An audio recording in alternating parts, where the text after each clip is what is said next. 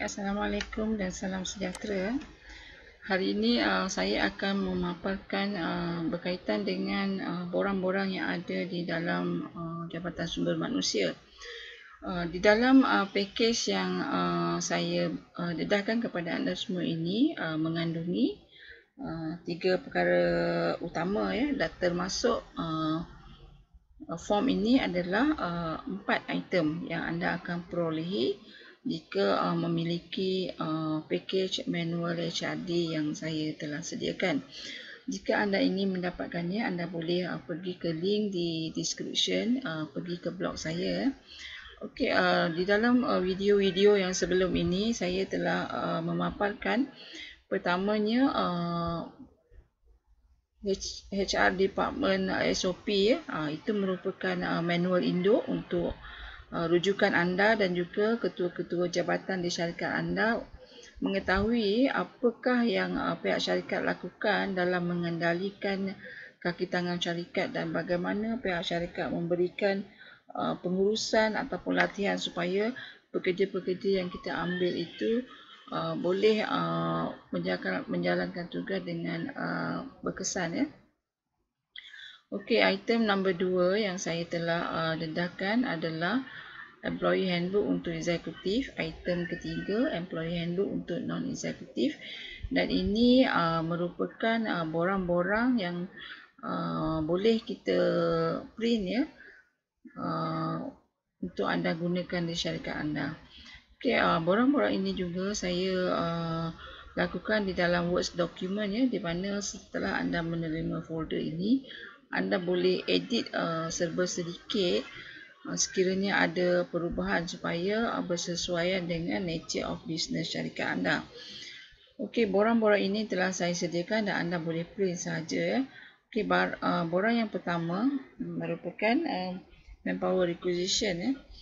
Okey, ini adalah merupakan manpower requisition di mana anda boleh memberikan borang ini kepada ketua-ketua jabatan di mana mereka ingin mengambil kaki tangan baru ataupun untuk menggantikan kaki tangan yang telah berhenti ya. Okey, mereka perlu mengisi jawatan yang diperlukan, tarikh yang diperlukan, jumlah kaki tangan ya di mana mereka ingin letakkan pekerja tersebut. Pekerja tersebut mereka inginkan lelaki ataupun wanita ya.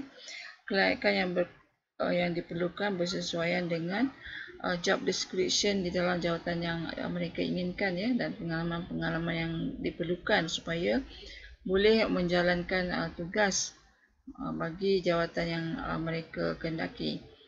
Okay, approve budget ni mereka perlu letakkan juga. Approve budget ni mereka boleh mereka perolehi semasa meeting capital expenditure ya, semasa annual management meeting setiap syarikat lakukan.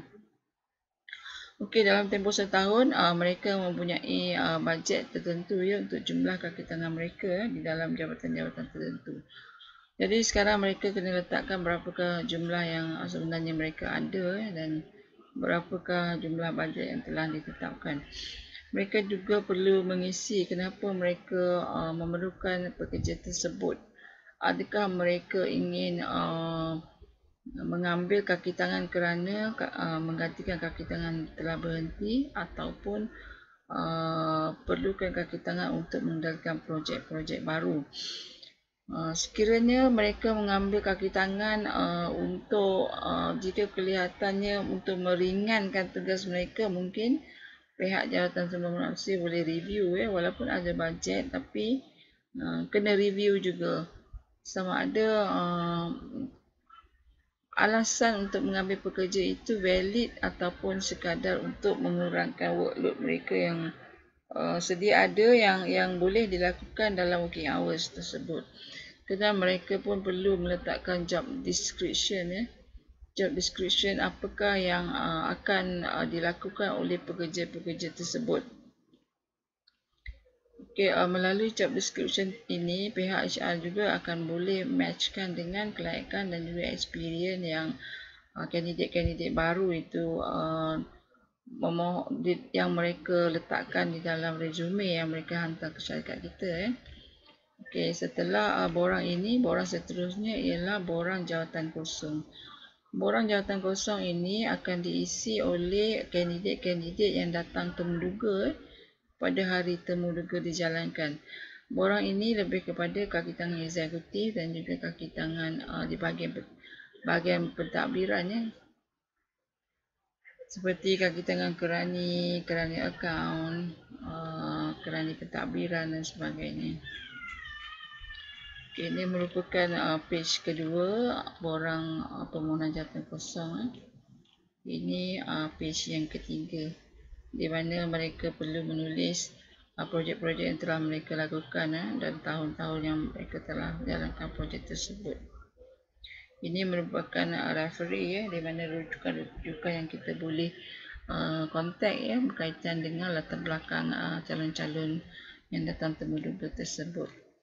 Okey, dia ada 3 pages sahaja. Kemudian borang yang seterusnya merupakan borang permohonan jawatan kosong bagi bukan eksekutif. Borang permohonan jawatan kosong bukan eksekutif ni ada 1 page sahaja kerana qualification mereka agak sederhana dan job spec mereka juga agak sederhana. Jadi agak mudah untuk kita matchkan dengan jawatan yang dikendaki oleh pihak syarikat. Okay, seterusnya interview score sheet. Interview score sheet inilah yang akan kita gunakan ketika interview session dijalankan. Okey, secara ringkasnya panel interviewer boleh menulis berkaitan dengan kandidat tersebut supaya untuk mengelakkan borang ini bertukar dengan kandidat-kandidat yang lain ya. Okey, mengikut kefahaman panel interviewer, apakah yang mereka perolehi daripada sesi temuduga yang telah dijalankan berkaitan dengan tahun akademik dan juga pengalaman, dan sekiranya ada perkara-perkara yang boleh membantu ataupun menyokong kelayakan kandidat tersebut untuk diserapkan ke jawatan tetap syarikat anda boleh meletakkan kriteria-kriteria lain di sini ya.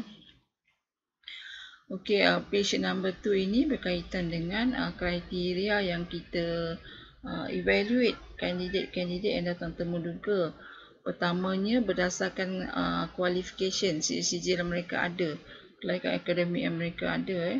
Keduanya berdasarkan pengalaman. Ketiganya berkaitan dengan keinginan mereka untuk menjawat jawatan tersebut.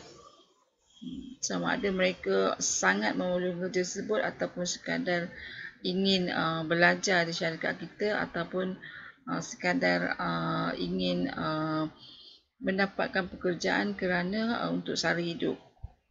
Okay, item number 4 is on interpersonal skill ni berkaitan dengan skill-skill komunikasi, skill bagaimana mereka menghormati bos-bos yang menjadi panel interviewer tersebut ya. Okey, seterusnya adalah berkaitan dengan inisiatif ataupun sikap-sikap mereka yang mereka boleh tampilkan menunjukkan mereka itu mempunyai inisiatif untuk bekerja, inisiatif untuk melakukan kerja sampai siap, inisiatif untuk bekerja lebih masa jika ada deadline projek yang diperlukan cepat dan sebagainya. Ketiganya berkaitan dengan tabiat-tabiat yang general, yang am yang seperti adakah mereka mempunyai adab sopan, mempunyai sikap-sikap obedience ataupun sikap-sikap sentiasa menghormati bos-bos yang bercakap, sentiasa menghormati arahan-arahan ketika panel interviewer memberi arahan kepada mereka semasa interview session dijalankan. Okey, seterusnya berkaitan dengan kurikulum yang mereka ada yang boleh membantu jawatan tersebut, seperti keterlibatan mereka dalam sukan, keterlibatan dalam aktiviti-aktiviti sukarela dan sebagainya. Diletakkan juga minimum expected salary dan juga bilakah masanya kandidat tersebut boleh bekerja jika layak diserapkan ke jawatan tetap. Okey, seterusnya pihak panel interviewer mestilah meletakkan beberapa komen. Komen ini menjurus kepada result yang mereka telah sekelkan. Kalau to be appointed layak diserap ke jawatan tetap, maka mereka komen di sini apakah sebab-sebab yang beliau ingin melantik kandidat ini. Jika reserve candidate, mereka juga harus komen. Jika unsuccessful juga, anda panel interview juga harus komen kenapa beliau tidak bersetuju dengan kandidat ini. Okey, kita pergi kepada borang yang seterusnya. Okey, borang yang seterusnya berkaitan dengan pemeriksaan perubatan. Jadi setelah kandidat tersebut berjaya di dalam interview session, maka surat offer letter, surat tawaran jawatan akan diberikan kepada kandidat tersebut dan mereka perlulah melakukan medical check up sama ada mereka fit atau untuk bekerja atau sebaliknya. Jadi borang ini telah saya sediakan di dalam package ini, di mana anda boleh print sahaja dan berikan kepada kandidat tersebut dengan mengisi keperluan-keperluan yang telah disediakan. Di mana borang-borang ini akan dibawa kepada klinik panel syarikat anda untuk disahkan oleh doktor sama ada mereka mempunyai penyakit yang menyebabkan mereka tidak upaya untuk bekerja ataupun sebaliknya. Okay. So, borang yang seterusnya adalah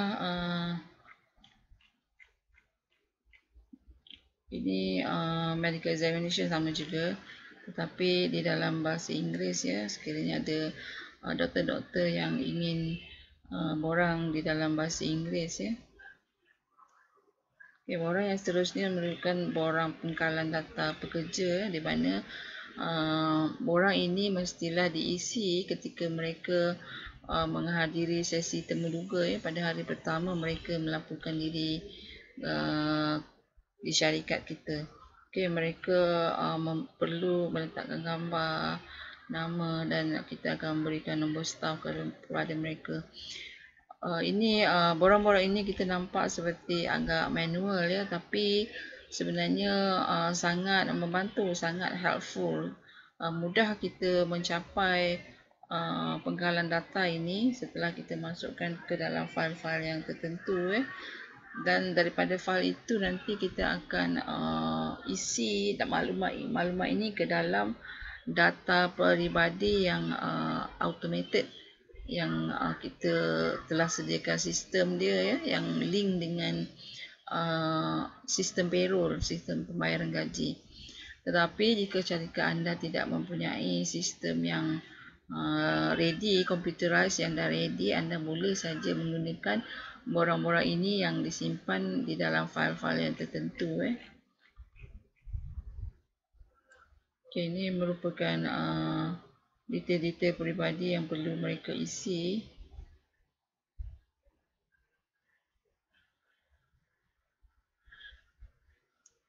Okay, mereka mesti mengesahkan bahawa betul-betul tersebut di atas adalah yang benar. Kemudian seterusnya mereka perlu mengisi borang ini, borang permohonan buku rawatan klinik. Jadi borang-borang ini nanti akan kita beri kepada panel klinik dan mereka akan mengeluarkan buku ataupun kad rawatan klinik kepada pekerja di mana pada ketika mereka ingin melakukan rawatan mereka cuma membawa kad tersebut ataupun membawa buku tersebut. Okey, ini merupakan surat akuan pembayaran gaji melalui bank. Jadi pada hari orientation day tu mereka juga perlu mengisi butir-butir nombor akaun untuk melakukan pembayaran gaji untuk simpanan syarikat. Jadi mudah untuk kita bagi satu salinan kepada section payroll supaya mereka boleh membayar gaji pekerja melalui akaun yang telah disahkan aktif ya. Ini merupakan surat pengesahan lapor diri dan kita meletakkan berapa gaji sebenarnya, nama jawatan, dan surat ini juga satu salinan daripadanya kita akan berikan ke bahagian payroll ya. Okey, surat borang yang seterusnya merupakan surat perjanjian menerima syarat-syarat tinggal di asrama.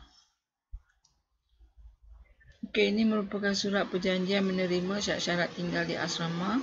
Sekiranya syarikat anda ada mengadakan tempat tinggal ya kepada kaki tangan biasanya non-eksekutif, maka mereka mestilah mengisi borang ini ya, supaya mereka dapat mengetahui apakah tanggungjawab mereka ketika berada di rumah yang disediakan.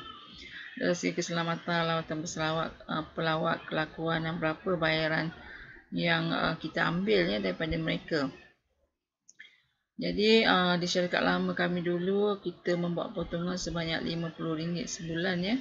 Tapi jika syarikat anda ingin membuat potongan lebih daripada ni, anda boleh edit sahaja di bahagian ni ya.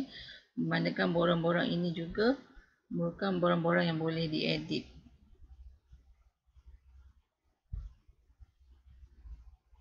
Seterusnya ialah borang persetujuan pemotongan gaji ya. Berdasarkan syarat di atas, jika mereka bersetuju untuk membuat potongan gaji mereka, mereka kena mengisi lagi satu borang ini ya, persetujuan, supaya jika mereka membawa isu ini kepada Labour Office, maka kita mempunyai satu surat perakuran ya bahawa mereka bersetuju dipotong gaji kerana tinggal di asrama yang kita sediakan. Jadi borang itu juga kita akan lampirkan sekali ya, dengan borang yang pertama tadi adalah borang berkaitan nombor akaun, keduanya borang pemotongan gaji ya. Ini ya diberikan kepada pihak akaun yang melakukan pembayaran gaji. Ini juga merupakan persetujuan pemotongan gaji bagi perkhidmatan pengangkutan syarikat ya. Yang tadi itu adalah pemotongan gaji untuk asrama ya, yang ini untuk transportation. Jadi jumlahnya kita dulu potong RM20, tapi jika anda ada amount yang berbeza, anda boleh edit di sini. Ini merupakan borang yang saya rasa penting, sangat penting ya. Borang kerahsiaan syarikat, di mana mereka pekerja-pekerja ini mestilah membaca apakah tanggungjawab mereka terhadap semua maklumat-maklumat yang mereka ketahui. Jadi semua maklumat ini merupakan sulit ya, dan tidak boleh didedahkan kepada publik, terutama dari segi berkaitan dengan produk, berkaitan dengan dokumen-dokumen dan pelbagai lagi item-item yang sulit di dalam syarikat ya. Okay, mereka kena menandatangani dan disaksikan oleh kita sebagai pengurus jawatan sumber manusia. Okey, ini merupakan borang seterusnya, penilaian prestasi bukan eksekutif ya. Borang penilaian prestasi bukan eksekutif ini simple saja, ada 2 pages. Jadi di sini kita dah letakkan kriteria-kriteria untuk diberikan point ya. Contohnya point yang sehingga 70% adalah 1.0 ya, dan point 1.5 ni adalah maksima bagi poin-poin yang telah diperolehi antara 95% hingga 100%. So di sini adalah merupakan kriteria-kriteria yang telah kita letakkan ya, berkaitan dengan maklumat peribadi mereka ya, dari mula bertugas. Jadi item-item ni kita kena letakkan di dalam borang ini juga, kerana borang ini akan diberi kepada semua ketua-ketua jabatan yang berbeza ya. Jadi semasa mereka membuat penilaian, mereka boleh melihat detail ini ya, sebagai input dalam mereka membuat keputusan. Okey, ini merupakan penilaian kriteria penilaian yang telah kita letakkan ya. Ini adalah markah-markah yang kita letakkan. Contohnya pertama, kemahiran kerja, berapakah markah yang mereka layak pencapaian kerja, menjalankan kerja tanpa awasan, kerjasama bersama rakan-rakan dan juga dengan immediate boss, jumlah kehadiran, kegiatan luar, tanggungjawab terhadap kerja dan sifat-sifat kepimpinan yang mereka ada. Jadi sekiranya jumlah yang telah diperolehi, contohnya tadi mendapat 95 markah ya. Jadi kategori 95 markah ini akan mendapat 1.5 poin. 1.5 poin itu nanti akan dijadikan satu maklumat base ya, sebagai base kita untuk kita darabkan dengan, kalau untuk kenaikan gaji, maka kita akan darabkan dengan jumlah kenaikan gaji bagi grade mereka. Jika kita memerlukan untuk pembayaran bonus, maka kita akan darabkan 1.5 tersebut dengan gaji mereka sebulan. So mereka akan mendapat sebulan gaji lah jika pihak syarikat setuju bahawa pembayaran gaji adalah berdasarkan kepada 1 bulan gaji. Tapi sekiranya berdasarkan kepada 3 bulan, maka 1.5 darab dengan gaji pokok 1 bulan dan didarab dengan 3 ya. Okay, seterusnya merupakan penilaian prestasi bagi kaki tangan eksekutif. Jadi penilaian prestasi bagi kaki tangan eksekutif ini agak kritikal ya, di mana ini di bahagian pertama ini berkaitan dengan kerja ya. Jadi semua ni main task ataupun duties ini telah kita letakkan ya pada awal-awal mereka bekerja. Contohnya mereka ada 5 task utama. Contohnya kalau dalam Jabatan Sumber Manusia ni kita meletakkan satu, contohnya menyelesaikan projek computerization untuk pengkalan data pekerja. Keduanya menyiapkan satu training schedule bagi production 1. Ketiganya mungkin menyediakan satu pelan tindakan kempen motivasi pekerja meningkat daripada 40% kepada 90%. Itu tiga item yang saya bagi contoh. Jadi setelah dalam satu tempoh, contohnya kalau penilaian prestasi untuk confirmation ya. Jadi dekat sini anda boleh letakkan sebanyak mana pencapaian mereka ya, dan progres mereka dalam menyiapkan kerja-kerja yang telah kita berikan tadi. So dalam perbincangan penilaian prestasi itu juga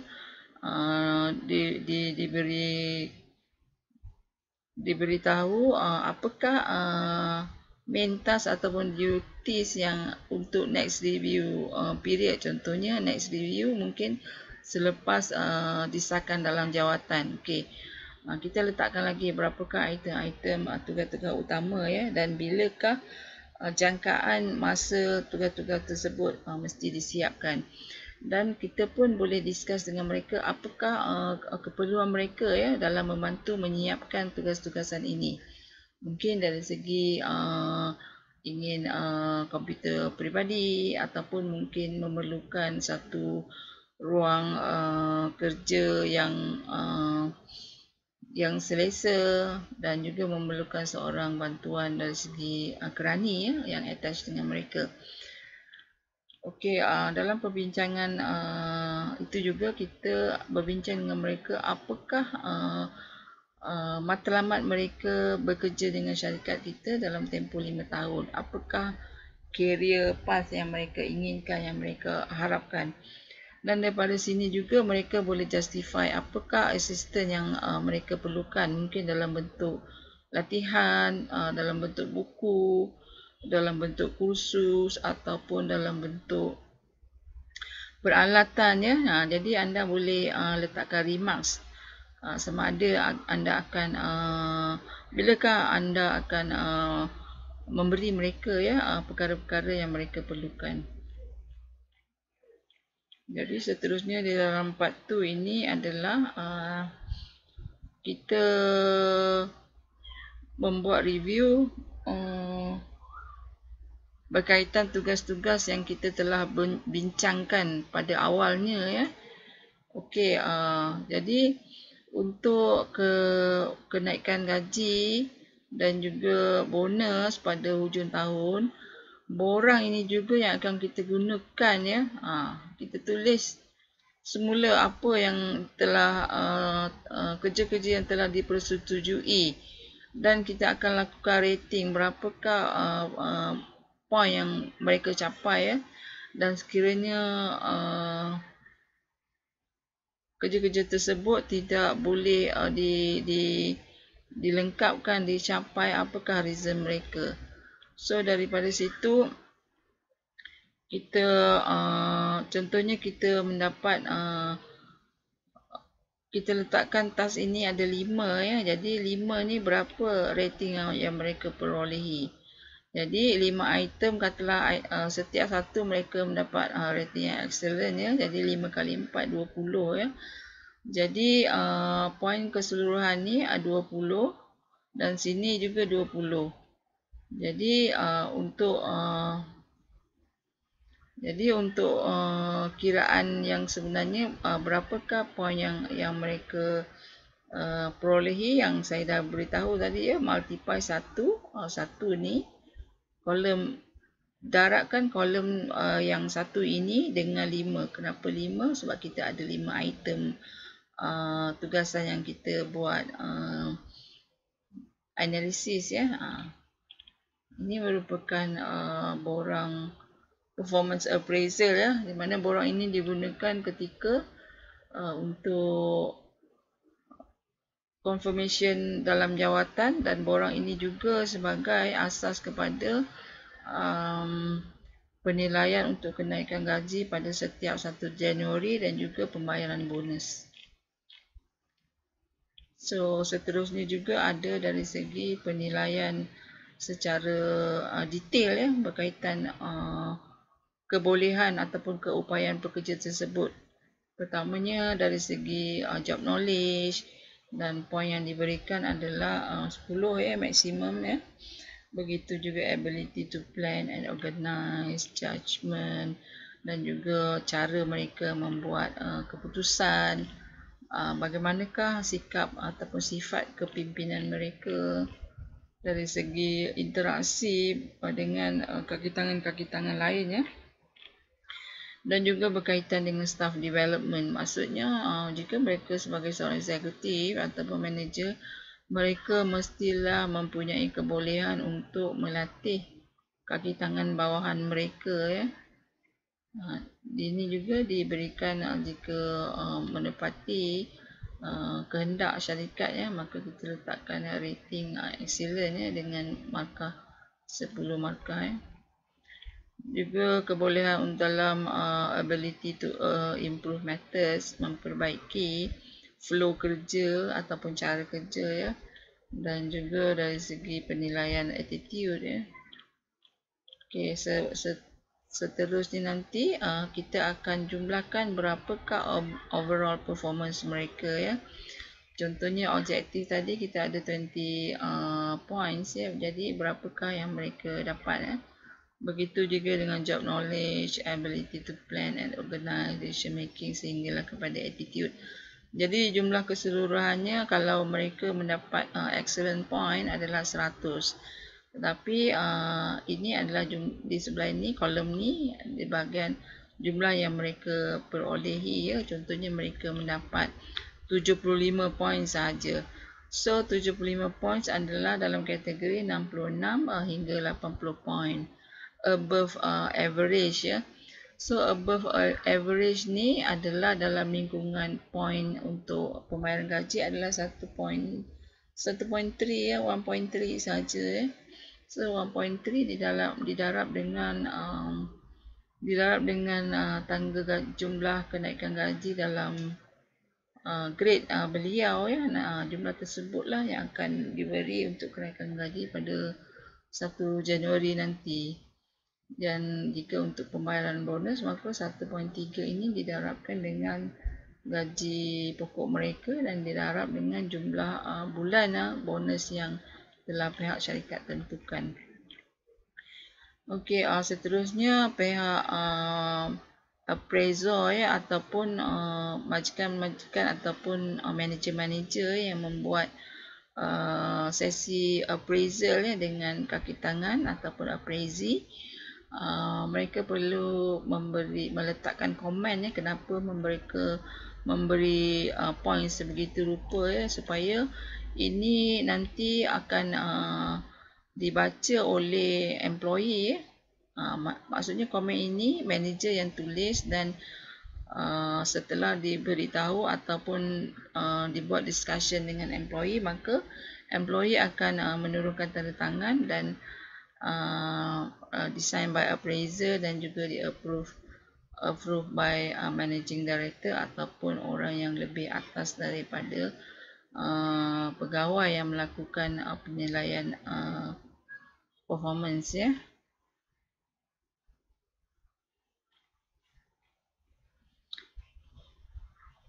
Okey, di bahagian part 3 ini juga mestilah diisi oleh immediate boss ya, atau immediate superior ya. Apakah kekuatan dan juga kelemahan pekerja. Jadi berdasarkan kepada kerja sekarang, apakah area yang mesti diperbaiki, apakah required training yang mereka perlukan untuk future job, kan kita dah letakkan apakah dia orang punya future area. Jadi area yang perlu diimprovekan untuk future job kaki tangan ini kita juga letakkan di sini ya.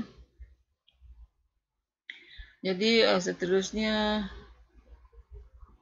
di sini kita meletakkan sebagai orang yang melakukan appraisal, kita boleh circle kat sini ya. Di manakah pilihan anda, sama ada untuk boleh dipromotkan jawatan baru sekarang, can be considered, boleh dipertimbangkan pada masa hadapan, ataupun boleh saja jika company nak buat promotion sekarang ya. Okay, sama ada boleh dipromot dalam tempoh 12 bulan atau lebih boleh dipromot dalam jawatan baru sekiranya ada setelah 12 bulan mereka bekerja ya. Okey, kita pun boleh melihat ya, ataupun kita boleh memberitahu mereka apakah succession plan ataupun apakah career path mereka pada masa hadapan ya. Okey, kita memberitahu sekiranya ada jawatan ataupun kekosongan ataupun replacement untuk department lain kan. Jadi kita tuliskan di sini contohnya kalau di bahagian jabatan sumber manusia, sekiranya kita ada eksekutif yang diambil bekerja di bahagian training ya. Jadi kita boleh letakkan di sini sekiranya assistant manager di bahagian training berhenti, jadi eksekutif baru yang dalam training department ini boleh dilantikkan menggantikan manager yang berhenti tersebut.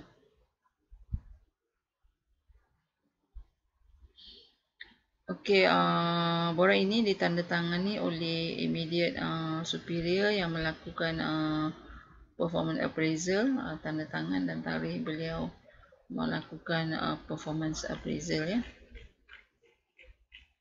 So itu saja keseluruhan borang-borang yang ada di dalam package manual HRD yang telah saya sediakan. Saya pun ada juga lagi satu item ya, iaitu berkaitan dengan surat yang selalu kita gunakan di dalam Jabatan Sumber Manusia.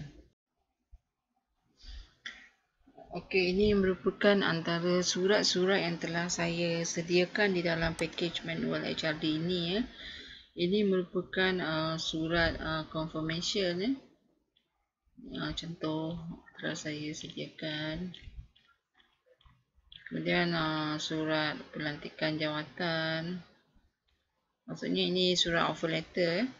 Jadi surat offer letter juga saya telah sediakan, di mana anda cuma tukar sahaja ya item-item yang di dalam ni bersesuaian dengan nature of business syarikat anda, ataupun berdasarkan kepada peraturan-peraturan ataupun polisi yang telah sedia ada di syarikat anda ya.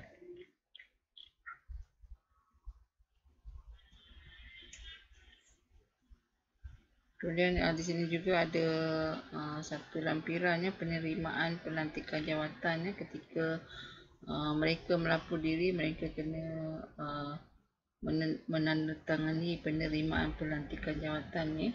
Ini adalah sebagai dokumen sekiranya berlaku apa-apa salah laku ataupun apa-apa komplain ya pada masa hadapan oleh kaki tangan tersebut.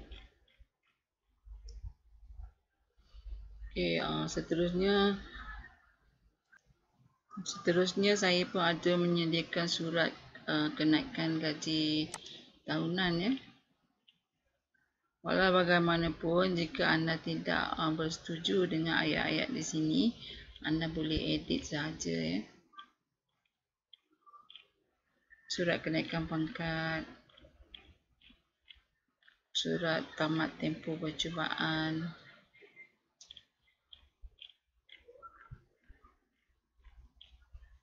surat pengesahan dalam jawatan tetap ya, surat tamat kontrak dan surat kejawatan tetap. So ini sahaja sebahagian daripada contoh-contoh surat yang saya sertakan, kerana saya tak buat surat-surat yang lain kerana ianya kebanyakannya berdasarkan kepada keperluan syarikat anda ya. Apa juga yang anda ingin berikan kepada staf-staf anda, sebenarnya mungkin dari segi surat ucapan hari jadi, surat transfer. Jadi anda boleh melakukan ayat-ayat yang tersendiri dengan menggunakan format seperti ini. Ada rujukan, tarikh, nama, nombor kaki tangan seksyen jawatan dan nama beliau ya, dan detail-detailnya diberikan di sini ya, apa yang ingin anda maklumkan di dalam surat yang anda keluarkan kepada pekerja tersebut. Okey, ini sahaja yang saya ingin kongsikan dalam video berkaitan dengan borang-borang dan juga contoh-contoh surat dalam Jabatan Sumber Manusia. Semoga ianya bermanfaat ya. Jadi video-video yang sebelum ini sehingga ke video ini telah melengkapi satu sistem pengendalian pekerja di dalam Jabatan Sumber Manusia. Semoga ianya bermanfaat untuk syarikat anda ya. Dari segi pengendalian Jabatan Sumber Manusia, sebenarnya kita ada dua fokus utama ya. Pertamanya adalah kita mengambil kaki tangan yang tepat dan dimasukkan pada masa yang tepat dan diletakkan di tempat yang tepat ya. Orang cakap recruitment based on the right person, the right place and the right time ya. Itu adalah maksudnya pengambilan pekerja tu mestilah tepat ya. Sebab jika kita telah melantik seorang staf dalam satu jawatan, agak sukar untuk kita menamatkan perkhidmatan beliau ya. Jadi itulah makanya surat borang manpower requisition tersebut perlu wajib dikeluarkan supaya kita boleh identify pekerja yang macam mana yang kita perlu ambil ya. Keduanya, pertama tadi ya, berkaitan dengan mengambil pekerja seperti yang diperlukan oleh syarikat dan mencukupi ya. Keduanya adalah berkaitan dengan mengendalikan kaki tangan tersebut supaya menjadi seorang pekerja yang sangat efisien dan efektif. Bagaimana caranya untuk menjadikan mereka seorang yang efisien dan efektif? itulah yang kita perlu adakan satu suasana bekerja yang sangat positif. Kita mesti beri latihan, training, kem-kem, menyediakan kem-kem motivasi untuk mereka dan sebagainya. Jadi ada dua item utama yang kita sebagai pengendali sumber manusia syarikat. Bukan sahaja untuk mengambil pekerja, tapi kita kena develop pekerja tersebut supaya dengan berkesannya dapat membantu syarikat mencapai matlamat. Mungkin dari segi keuntungan dan sebagainya. Okey, itu sahaja untuk kali ini. Jumpa lagi di video akan datang. Wassalamualaikum warahmatullahi wabarakatuh.